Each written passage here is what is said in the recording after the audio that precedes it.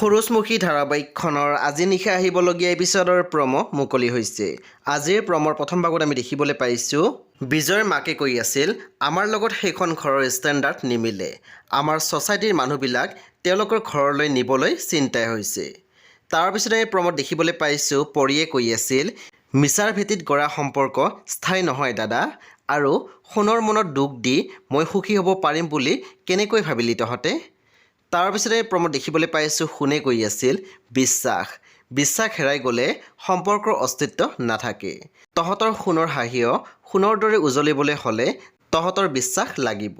সেই বন্ধু বান্ধৱীসকল আজি নিশা 8 বজাত ৰং টিভিত আহিবলগীয়া সূৰুযমুখী ধাৰাবাহিকখন খুবেই বেছি ইণ্টাৰেষ্টিং হ'বলৈ গৈ আছে। সেই আপোনালোকে চাবলৈ একেবাৰে নাপাহৰিব।